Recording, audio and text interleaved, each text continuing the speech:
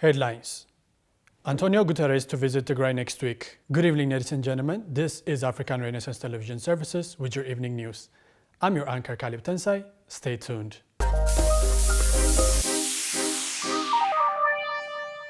Antonio Guterres to visit Tigray next week. Antonio Guterres, Secretary General of the United Nations, is scheduled to visit the war-torn region of Tigray at the end of next week. This will be his second trip to Ethiopia since the TPLF and the federal government struck a peace deal. Our reporter has more on the story. During the 17th Internet Governance Forum, which was held in Addis Ababa about 2 months ago, Secretary General Guterres met Prime Minister Abiy Ahmed and reaffirmed his full support for the implementation of the Permanent Cessation of Hostilities Agreement and the declaration of modalities for its implementation, which was brokered by the African Union. The United Nations Secretary General is scheduled to arrive in Addis Ababa at the end of next week, according to diplomatic sources. Following his participation in the summit, the Secretary General will fly to Tigray region to examine the destruction caused by the war as well as humanitarian situation on the ground. Secretary General Guterres will also travel to Amhara and Afar regions in order to visit the areas that have been affected by the conflict in northern Ethiopia. He will meet with Prime Minister Abiy in Addis Ababa to discuss the efforts being made to rebuild and rehabilitate war-torn communities and territories.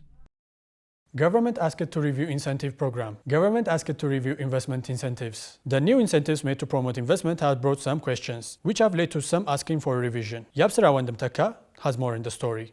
It is to be recalled that the Ministry of Finance had issued new guidelines for the implementation of incentives for investment expansion or improvement. This policy allows investors who expand or improve their existing investments to be exempt from the additional taxes. Such incentives are believed to contribute to the growth of trade and investment. General Secretary of Addis Ababa Chamber of Commerce and Industry, Ato Shibe Tamariam, also said that such guidelines are of great importance, but also stated that these incentives should also look at other issues. For example, expansion work requires compulsory acquisition of land.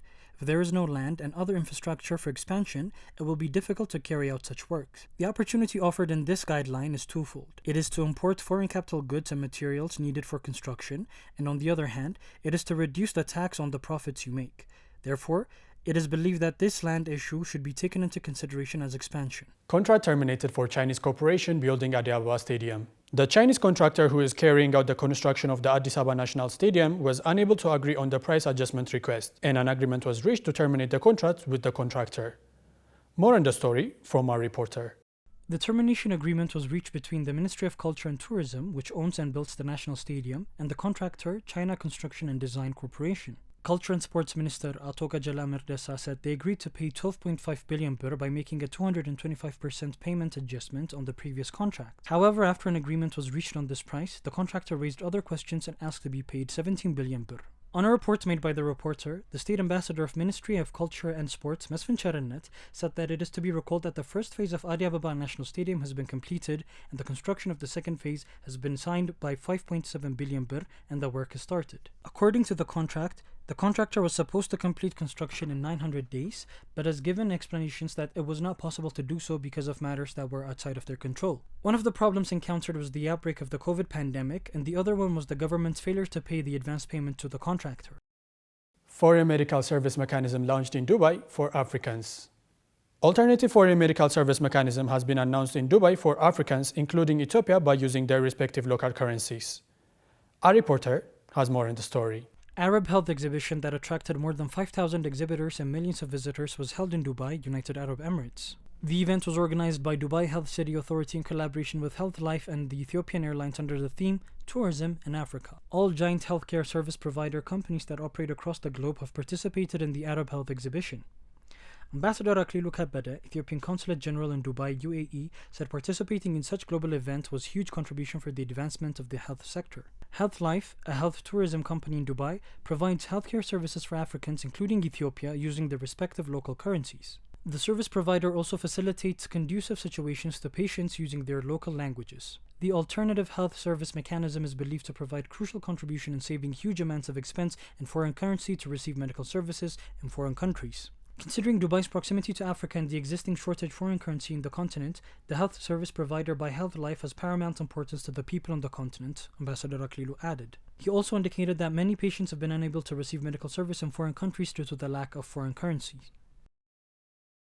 New directive limits banks' external auditor terms. A new directive approved by the National Bank of Ethiopia prohibits commercial banks from employing an external auditor for more than 2 consecutive terms. Every term lasts a full 3 years. The directive repeals a quarter-century-old rule that governed appointment of external auditors by banks. More on the story from Yabsara Wendemtaka. It is a major departure from current practice in which banks can renew the contract of external auditors as long as their shareholders approve. The new directive, which came into effect on February 1st, 2023, restricts the duration to 6 years. However, the directive states that if banks consider reappointing an external auditor after working for 2 contracts, the auditor will be able to compete again and be appointed after a lapse of 3 consecutive years from the last date of engagement of the external auditor.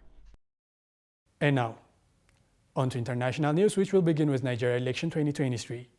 Nigeria's military has denied military coup plans ahead of polls. The upcoming Nigerian election is already seeing some drama, with military being accused by the governing party that they are planning to disrupt the upcoming presidential election. Our reporter has more on the story. An official from the All Progressive Congress Party had said the generals held a secret meeting last week with rival party People's Democratic Party presidential candidate Atiku Abubakar. The army gave a statement saying that these allegations were wicked and malicious. They also added that the army was professional as well as loyal to the Constitution of Nigeria. Brigadier General Tukaru Gusau, spokesperson of Nigeria's defense headquarters, said that the army would never be a part of such a contemptible plot to curtail their hard-earned democracy. The 3 top contenders in the February 25th election are Bola Tinubu from the governing All Progressive Congress Party, Atiku Abubakar from the People's Democratic Party, and Peter Obi from the Labour Party. The government and the main political parties have not responded to the army statement. Even though such shocking accusations have been made against the military, the public has largely ignored it. It seems that the people are focused on matters that are pressing, such as insecurity, fuel scarcity, and shortage of new banknotes, which has added to the country's economic crisis. DR Congo soldiers sentenced to death for cowardice against M23 rebels. A new development in the ongoing conflict between DRC's military and M23 has come about.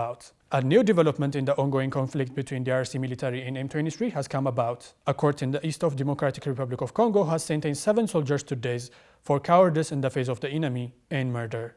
A new development in the ongoing conflict between DRC's military and M23 has come about. A court in the east of the Democratic Republic of Congo has sentenced 7 soldiers to death for cowardice in the face of the enemy and murder.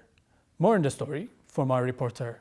The soldiers were found to have fled advancing M23 rebels, retreating through the town of Sake, where they caused the death of 2 people by recklessly discharging their firearms. This isn't new, as last November, 3 other soldiers were convicted of the same military transgressions and were sentenced to death. In the Democratic Republic of Congo, death sentences are commuted to life imprisonment. The fighting in the mineral-rich North Kivu province has intensified so much that it has driven tens of thousands from their homes. Even the passionate appeal by Pope Francis to end conflicts when he visited the country last week hasn't brought any semblance of a ceasefire.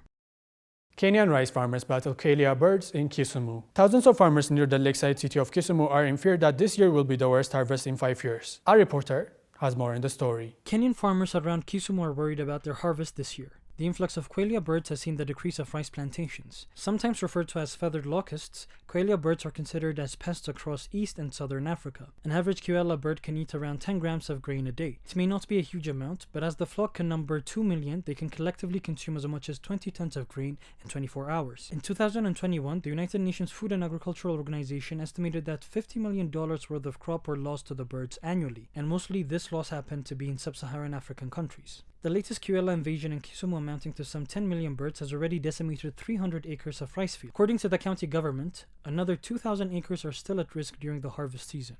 Other parts of the country have also been hit. Millions of the birds invaded wheat farms in the southern Narok County, destroying an estimated 40% of the harvest. Some Kenyan scientists have suggested that the prolonged drought in the Horn of Africa, which has meant fewer seeds from wild grasses, a primary source of food for koalas, may be behind the invasion of cultivated land as the birds look for an alternative source of food.